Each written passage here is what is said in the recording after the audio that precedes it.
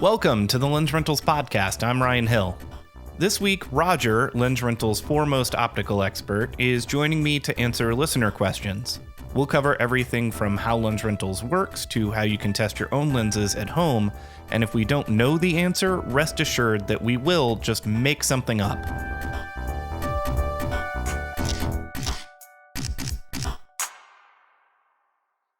You ready to answer some listener questions today? Always, Dole out I can. some knowledge a little bit? Yeah. All right, so I guess we'll get right into it. A lot of these are lens based, so this should be in your wheelhouse. This first question is from Betsy. Betsy says, I've been wanting to try the Canon 100 to 400 version 2 and the 1.4x extender. I have the Tamron 100 to 400 and it's okay. No extender, as I've heard it won't work on my camera. How could I go about comparing the two lenses to see some results? The difference might be so obvious I don't need to test, but just in case, if you have some tips, I'd appreciate it.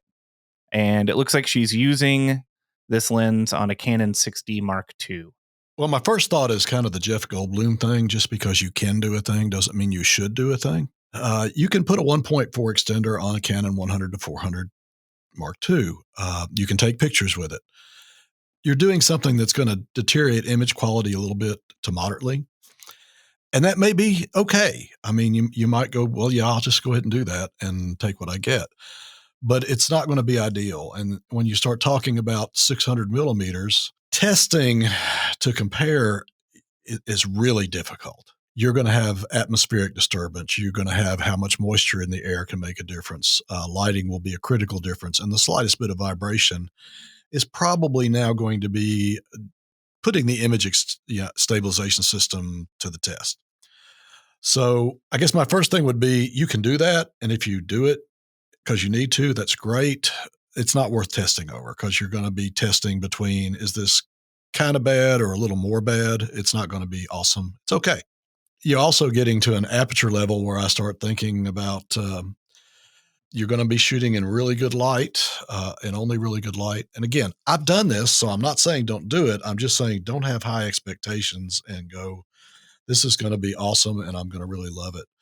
So I would say if you want to compare the Tamron 100-400 to the Canon 100-400, that could be worthwhile. You'll find the Canon's a little better. It's probably the difference will be more noticeable at the long end, which I'm guessing is what would be most interesting here. But when you start putting extenders on zoom telephoto lenses that are fairly small apertures, you're not going to see any difference. What if we take it more generally? So if anybody listening to this is just trying to evaluate between two different lenses, how would you recommend going about testing at home?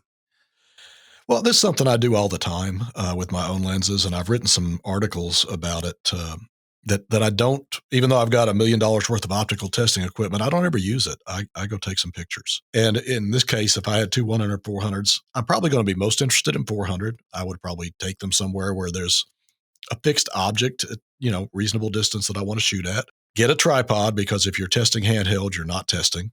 And I would take some pictures. If you want to make that direct comparison. Reality is I would probably take both lenses out, go take similar pictures, look at them on my computer and go, yeah, I really can't see much difference. I'll go with the cheap one. Like if you're shooting on a 6D2 with that sort of focal length, I'm guessing you're shooting some like landscape or wildlife nature photography. That's my assumption. Or sports, maybe. Yeah. Daytime sports. And in any work like that, things like weight balance and just like ergonomics and your ability to use the lens is going to be just as important as sharpness, if not more. So definitely like get out and like actually use both of them rather than, just comparing specs. I think that's really true. And the other thing with comparing specs, for a lot of different websites, they rate the sharpness overall. And when you start talking about a 100-400, particularly at the long end, you probably only care about sharpness in the center. Right. So it may not make you much difference if one is rated higher than the other. If they both have the same center sharpness in your pictures, that might be all that matters.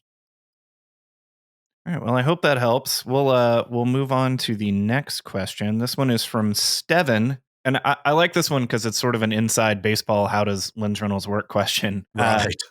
Do you rotate through lenses by selling to customers and then buying new ones? Absolutely. Yes. We do it two ways. One is customers who rent a lens can, you know, go, this is great. I love this lens. I don't want to wait for a new one. And they text customer service and says, how much is it to keep it? It's called a keeper program. Duh. And they give them a price and they buy it. So some of our lenses just rotate out because people get one and they love it. That seems to be especially true for lenses where they're kind of leery about copy variation or stuff like that. And they want the actual lens they've tried. But assuming it lives its full life with us at the 2-year mark, we take it out of stock and sell it, replace it with a new one. Right. And that's kind of regardless of popularity or brand. Everything that's a certain age old just gets rotated out of our rental inventory and then sold used.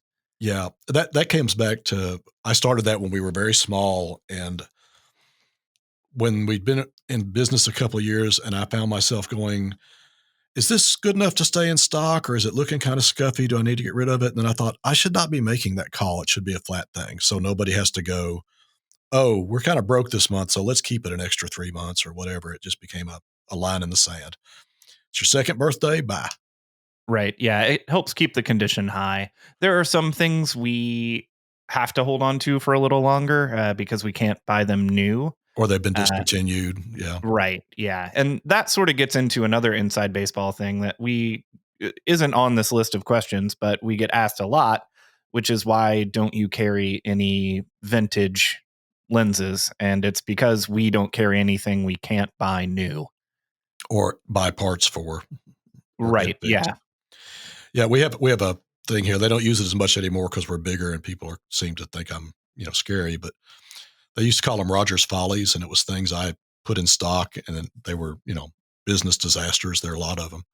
And there's plenty of those. Yeah, there are. And one of them was that Canon 50 1.0 because it was so cool, and we at one time ended up with 6 of them, which is probably a significant percentage of the world's supply. And everybody thought we were so cool for having it, and I thought we were so cool for having it. And then one by one, the focusing motors died, and we went from 6 to 0 over the course of a year. And it was a lot of money that just was like, okay, that was really cool, and we lost a fortune. Let's not do that anymore. Oh, this next one's also a little inside baseball-y, and this is from Cody. Cody says, I'm noticing some specs in my image that I have to remove in post-processing. Cody is shooting a Nikon Z7 and a Z24-70 f4. Says also there are some scuff marks, maybe tiny scratches on the glass of my lens. Any suggestions? And then a second question, do you guys offer lens repairs or camera sensor cleaning? All right. Well, it's kind of a 2-part question. Yeah, I guess tackle the first part first, since it's kind of on our theme of what we do here. Do we offer lens repair or camera sensor cleaning? We do not offer lens repair because even with, I think, 5 techs now, we can't keep up with our own repairs, so we can't certainly take any outside ones. We do, however, offer camera cleaning. For local customers, they can drop it off and I think usually pick it up the same day. They have to arrange it in advance. You can't just walk in. Yeah, that's a pretty informal thing. Yeah. It's yeah, but unfortunately, unless you live in Memphis, no, kind of. Basically, Yeah. local customers will do it for. I can't say our techs love doing it, but they will do it. And we have a lot of people who are skilled in cleaning sensors. We have 5 repair techs. I can't get any more repair techs, so that's the difference. As to the spots, though, if you see spots, it's on your sensor. So that is a sensor cleaning issue. Don't go looking at dust in your lens. That's not where the spots are coming from. And then the last part of this question, I see some scuff marks, maybe tiny scratches on the glass of my lens. What should I do? Ignore it. Just ignore it. It's most lenses have some tiny scuff marks on them if you look close enough after they've been used a while. Doesn't cause any problems until you go to sell it, and then the buyer goes, you should take 50% off. I see a scuff. But the images are just fine. I go out looking if I'm buying a used lens, find me a scuffed one. It's cheap. It works great. Gives good images. Love it. Yeah. We've covered this a little bit on the podcast before, but in our experience, unless there is a massive problem with the glass on a lens, either a really large piece of like dust or whatever, or a huge scratch, It's very difficult to see in the image. Yeah. And even then, you kind of have to go looking for it. You have to like point the lens at a light, you have to stop it down, things like that. You have to kind of create the environment where you can see that sort of thing. So yeah, if you're seeing something in your images, it's more than likely a sensor cleaning. Yeah. If it's your glass, it's going to be a flare. It's not going to be a spot. Right. And since, unless Cody is lucky enough to live in Memphis, Tennessee, they're going to likely have to clean their sensor themselves. Any advice to how to go about doing that at home? It's kind of an intimidating thing to get into. It It's not is. difficult, but it's scary. It's not difficult unless you screw it up, in which case you broke your sensor and need a new camera, but that's really hard to do. The one thing I tell everybody, you don't have to clean your sensor most of the time if you blow it off. That will often take care of things. And I think most people are comfortable with going through the little menu, opening things up, blowing off the sensor, not touching it. Do it vigorously from a couple of directions, and most of the time you'll clean your sensor pretty well just blowing it off. Yeah, and you should do that specifically with a rocket blower. You can find those on like any camera supply store if you don't have one already. Do not use, this is something we've seen before, don't use compressed air. Oh, are people still doing that? They may be. Yeah, It's you not a got good to have, idea, just in yeah, case. no, don't. But you're much more in touch with people these days than I am. But I thought everybody had stopped. But yeah, don't. Canned air has nothing to do with camera equipment. Get away from that. Right. Yeah. Fine for like cleaning off the outside of anything, like a keyboard, what it's meant to like actually do. But yeah, don't point compressed air at your sensor. Just clean it with a rocket blower. And if you can't do that, we have plenty of blog articles. I'll link to them in the show notes about how to like wet clean your sensor with an actual, sensor Yeah. cleaning tool. And I do recommend with people who haven't done it before, start stepwise, get a blower and blow it. If you've done that a few times and you feel a little better, you might buy a brush. There are sensor brushes, and it's almost impossible to screw up your sensor with just a brush. And Mhm. after you've done that a few times, then you might get into the wet cleaning, dry cleaning stuff. All right. This next question is from Raleigh or Rolly. I apologize if I mispronounce your name. It's Rolle. I am in the market for a 2.8 zoom telephoto lens. I am currently looking at the Sony and the Tamron in the 70 to 200 millimeter range. I've rented both from Lens Rentals and prefer the weight of this Tamron 70 to 180. I need consistent sharpness when used. This is a long question. I do a lot of my wildlife and bird photography in shaded forest conditions. I use the A7R4 and I also have the Sony 200 to 600 and the Sony 100 to 400. I may replace the 100 to 400 with this next purchase. Your comments on the quality and sharpness of the Tamron, please. Okay. The Tamron is a good zoom. If you look at the average sharpness curves for it, again, compare it to the Sony's a little better at 70. At 135 and 200, they're pretty close. The other thing I would say is the Tamron is not quite 200, so that might make you a difference if you're really straining, but it sounds like you've got that range covered with longer zooms. And price-wise, I think the Tamron is well priced, and I think the Sony is overpriced, so that would probably be what made my decision. All that being said, as a lot of people who read me on the internet know, I am not a fan of the Sony 70 to 200 f2.8. There's a lot of sample variation. You may get a copy that is fabulous, and you may get a copy that is not nearly as good as the average Tamron. So, all those being said, for the money, I'd go Tamron here. What do you think about Tamron generally? Is that the quality of that 70 to 200 pretty representative of their lens quality in general? It is, but I'm going to put the rider on it. Let's say when I talk about third parties, Tamron and Sigma particularly, I like to separate the last 5 or 6 years from before that, That's true. Yeah. because both of those companies are making great glass the last 5 or 6 years. And the reason I want to point that out is if you say I just bought a Tamron, somebody's going to come back with, I had one of those in '08 and it just sucked. Mm-hmm. And that's like a different world. Both of those are making some really awesome lenses at really good prices. My opinion right now, the Tamron 35 millimeter f1.4 is the best 35 millimeter made at any price, and it's half of what the manufacturers charge. So both of those companies are making really good lenses. And I wouldn't hesitate to go third party when the price difference is often, 50, 60% of what the manufacturer's lens costs. What do you think changed in the last few years? Is it just technology developing to the point where it's cheaper to make affordable lenses, or is it more of a change in approach from these third-party manufacturers? I think everything changed, and we have to consider the market changed. Uh-huh. So it used to be there was a great market for people who bought starter cameras and starter lenses, and they were cheap. And I did it. 20 years ago, I bought my first Canon Rebel digital, and the guy at the camera store said, "Well, here, you get these two zooms from Quantaray, and they'll cover everything you ever want to photograph." And I went, "That's awesome." They were awful, but that was a big market. That market's not there anymore. People don't buy intro level SLRs and cheap lenses, so the companies have changed. Sigma had a change in leadership, and the person, it was an inheritance thing. The founder passed away, and his son took over. His son is an optical engineer of great ability, who at that moment said, "We're going to become the best lens maker in the world." So they changed. Tamron has changed. They're making better lenses, probably because of the market I mentioned early. The other thing that's happened is people don't realize Tamron made a whole lot of lenses you didn't know they made, and they made a whole lot of parts of lenses you didn't know they made. There are big manufacturers that when we take them apart, it's like, "Oh, Tamron circuit board. Oh, Tamron this." We recognize that inside the lens. They used to sell a lot of designs, and there's a rumor, and I do not know if it's true, but that Tamron 35 millimeter I mentioned in another question was apparently made, and they expected to sell the design to a major manufacturer, none of whom bought it. So they said, "Well, we'll just make it ourselves." So I think all those things are changing, but those two companies in the last 5 years, maybe 7, 8 years in the case of Sigma, you can't compare them to what, Uncle Bob had in 2003. All right. Well, we'll take a quick break, and when we come back, we'll take a few more listener questions.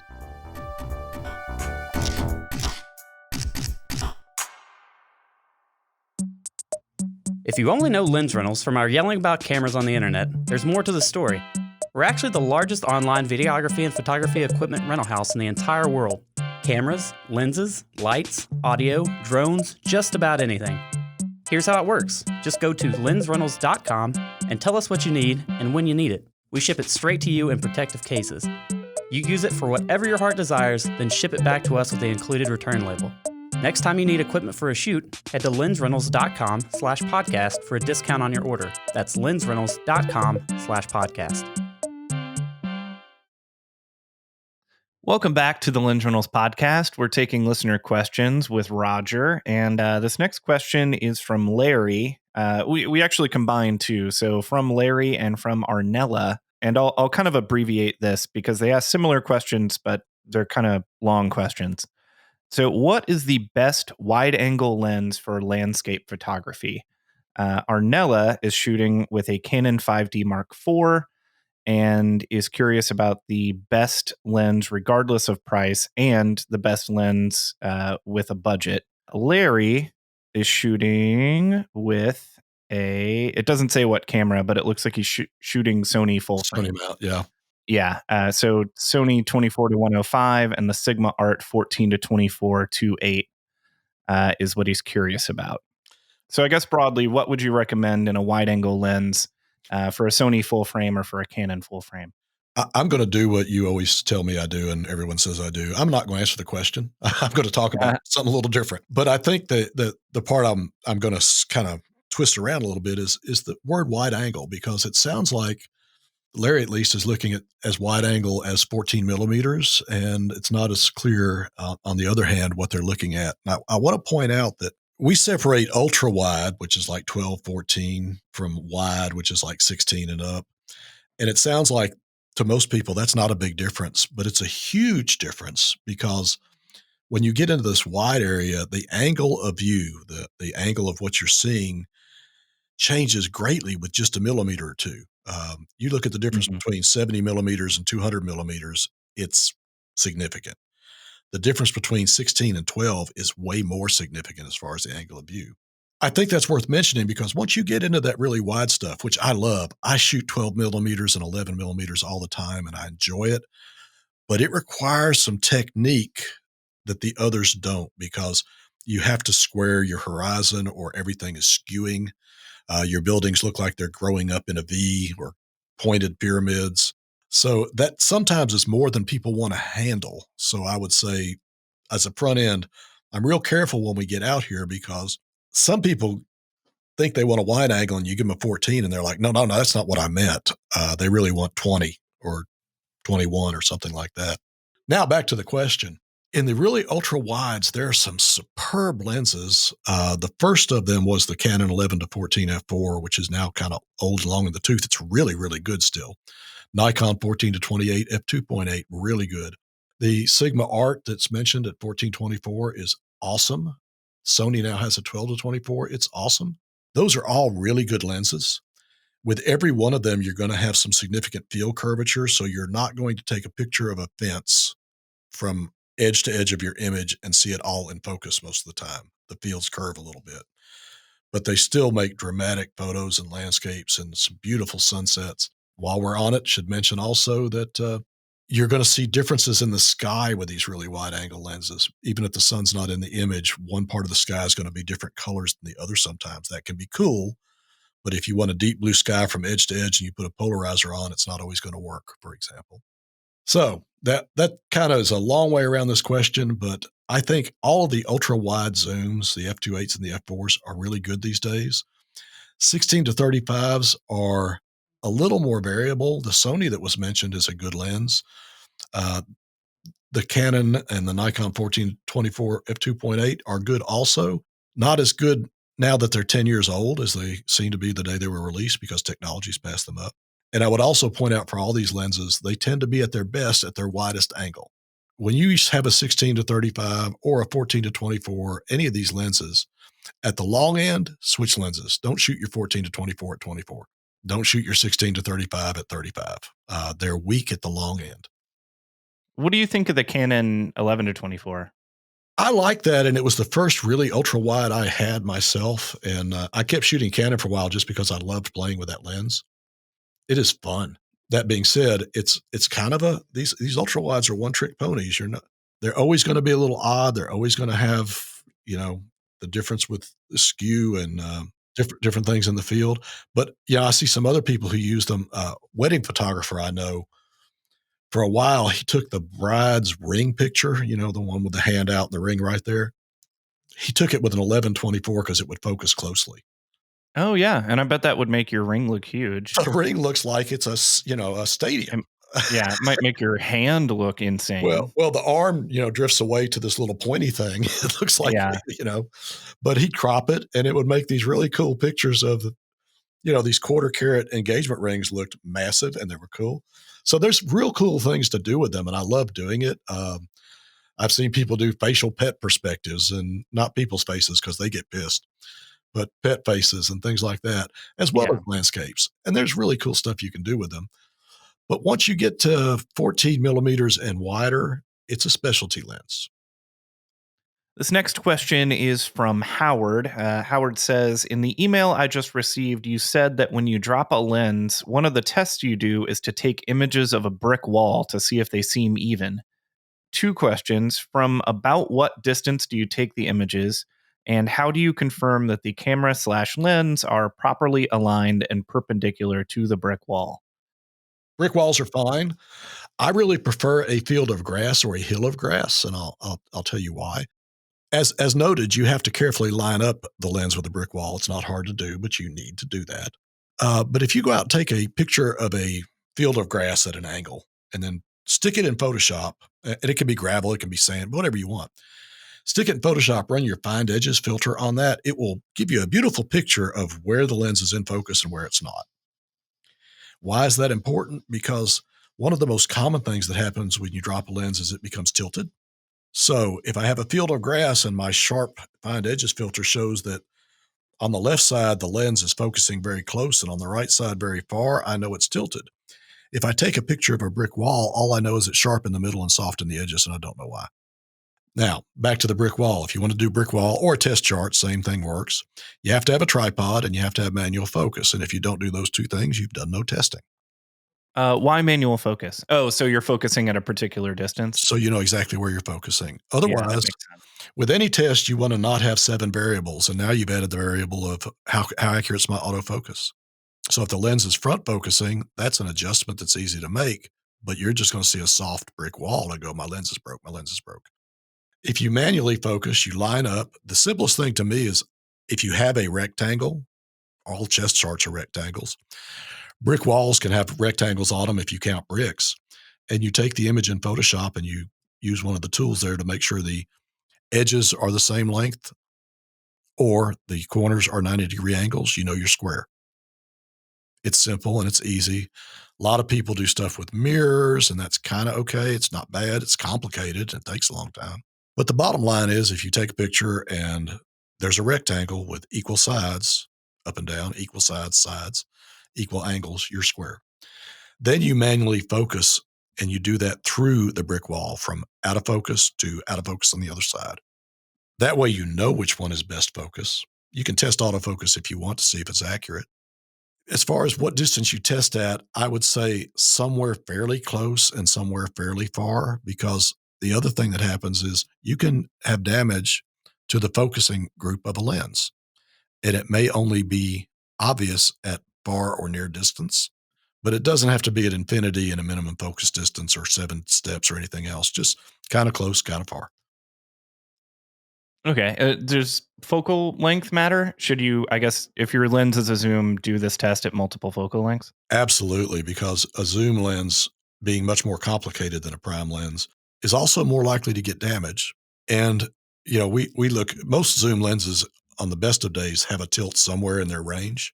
It's a copy variation kind of thing. So you may find your lens is perfectly great at 70 millimeters and way off at 200. So you've got to, we usually check 3 places. If it's a 3x zoom, like 70-200, we'll test 70, 135, 200. If it's a 2x zoom, like a 12-24, we'll test near and far. Forgive me if I'm wrong about this, because lens testing is not my area of expertise, but it seems to me like if Howard or if anybody else is really worried about testing the sharpness and quality of their lenses at home regularly, is there anything preventing anybody from just buying a chart and doing the test with a chart? No, although charts can be pricey. Yeah, because they're printed at a super high DPI. Yeah, and that's an important point you just made, because I've heard a lot of people going, well, I printed a chart on my inkjet printer. Well, the chart is now the rate limiting factor, because if your lens and camera are good these days, you can out-resolve an inkjet print. Oh, yeah, 100%. So, especially if you're, zooming in or whatever. Yeah, we make our own charts, and they go off to be linotype printed, because we are very aware that even a laser print is not sharp enough with a good lens and a good camera to tell you if the camera is as sharp as it should be. It's kind of difficult to light evenly too. I guess a brick wall. We're assuming outdoor brick wall that is, just lit by daylight. It can be difficult to light a chart. Yeah, it can be. It can also be difficult to find the space in your home to test a zoom on a chart. Yeah, one thing I will add, that for those who do like charts, you can usually get an 11 by 12 or 10 by 12 chart of high resolution at reasonable cost. Whereas when you get to like a 48 or 64 inch charts, they get to $800,000 for a good chart. Really? Yeah. Oh yeah. Our Imatest charts. Are you saying $800 to $1,000? Yeah, for a high quality linotype chart. Yes. I misheard that as $800,000. No. Okay, that seemed a little steep. Yeah, if you get $800,000, you can get your own MTF machine and stuff. You don't need to worry about charts. But instead of buying the $800 chart, you can buy 5 of the $70 charts and put them in a one in each corner, one in the middle.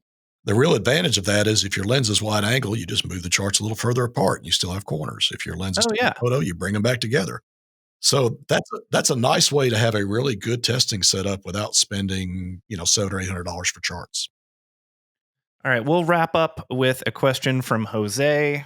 This is, I have read that Samyang lenses are also branded as Vivitar, Falcon, Rokinon, Wallimex, Bauer, Opteca, Bell & Howell, Polar, and ProOptic, but I have not been able to confirm it. Is that why your site doesn't list Samyang? Okay. I can't say all those names are so, but Vivitar, Rokinon, Bauer, and Samyang are all the same lens. They're made by Samyang and rebranded. We mostly use, I think in our stock, unless it's changed, Rokinon. Yeah. And the reason is not that the lens is different. The reason is that Rokinon actually gives us some service on those lenses a little bit.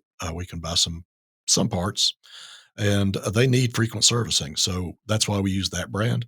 I can't comment on the other brands. I don't know who Falcon, Wallimex, Polar, or Pro Optic really are. Pro Optic sounds familiar, though. Bell and Howell, that used to be a big name and someone bought it. So what they're doing with it, I don't know. But that's what they call ghost branding. You buy someone's name when they go out of business and you then remarket stuff under that name. Am I wrong on this? Bell and Howell, for some reason, brings up projectors in my mind. Is that a projector lens company? They made projectors, and they were big in the home movie thing when it was like 8mm film. Okay, yeah, that must be what I'm thinking. I think that, and somebody made some Bell and Howell. I think they were kind of semi-digital versions of home millimeter, 8mm. I don't really know what it was. I don't pay much attention. But that brand has been purchased and ghost branded, so I don't know what they sell. But you see, that's a lot. This is probably the example most people know about, but a lot of people think I bought this brand and they made this lens, and that's really not the case. Yeah. So even if we can't say, a particular lens manufacturer is the same lens as another particular lens manufacturer, at least in the case of lenses we don't carry, that is a relatively common thing in like smaller third-party lens manufacturing. Yeah. And, especially these days, there are a whole bunch of lenses that we don't really know. But let's say I start Rogers Lens Company and I go over and I get somebody in China or Singapore and say, you got any lenses, that you're ready to make? And they'll go, oh, we've got these 14 designs. Most of the time it's a design that's gone off patent. There's a lot of companies that go out and they'll find like the Nikon 85mm that was made in the 60s. Make a little modification. Now we've got a design. Chinese company makes the whole thing, puts my name on the outside of it, sends it over here, and I go, Rogers Lenses. So it's all kind of iffy, but in this particular case, Rokinon, Bauer, some Vivitar, and what was the other one? Let's see. Samyang, sorry. Samyang, yeah. Samyang. Those are all the same. You can take a part from one and put it in the other. They're identical. And in the case of Rokinon, this isn't exactly the same thing, but we carry Rokinon's like Cine DS lenses that are, kind of meant to go on like an A7 camera, like a DSLR DSLR intentioned cinema lens. And they're zines.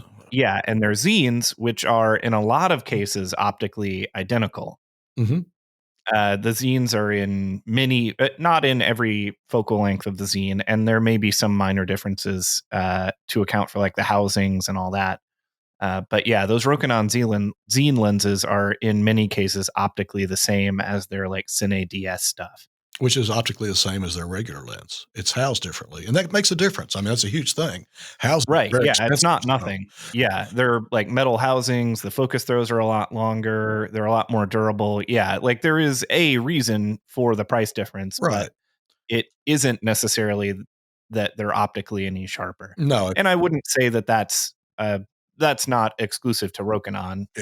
Zeiss does exactly. Zeiss does it too. Canon does it too. I mean, there's a lot of that. Yeah, it's not like a hit on Rokinon or something, but it is something to keep in mind. And for a lot of people, Rokinon, the zines let them afford a true cinema housed lens that they could never afford otherwise. And I'm actually a fan. I think looked at properly, this is a lens that in many cases costs a fourth of what the brand name lens does. Yeah. And gives you 85 or 90% of the optics. And that's an awesome, amazing accomplishment. Well, I think that's a pretty good stopping point. We'll wrap it up. Thanks for your questions, listeners, and thanks for your answers, Roger. Hopefully we'll do this again soon. Thanks for listening to the Lens Rentals podcast. If you have a question of your own, please send it to podcast@lensrentals.com. Big or small, photo or video. If you're looking for movie recommendations, we can handle that. literally any question you have, send it to us at podcast@lensrentals.com, and we'll answer it on a future episode.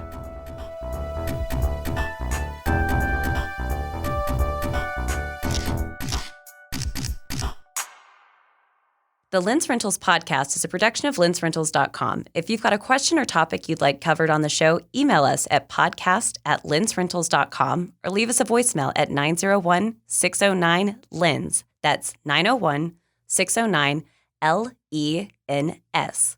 If you're enjoying the show, please review us on iTunes and subscribe in your podcast app of choice. Make sure to check the show notes for a link to this week's coupon code, and as always, Roger Cicala will leave you with an inspirational quote. Courage doesn't always roar. Sometimes courage is the little voice at the end of the day that says, I'll try again tomorrow. Mary Ann Rathmauer.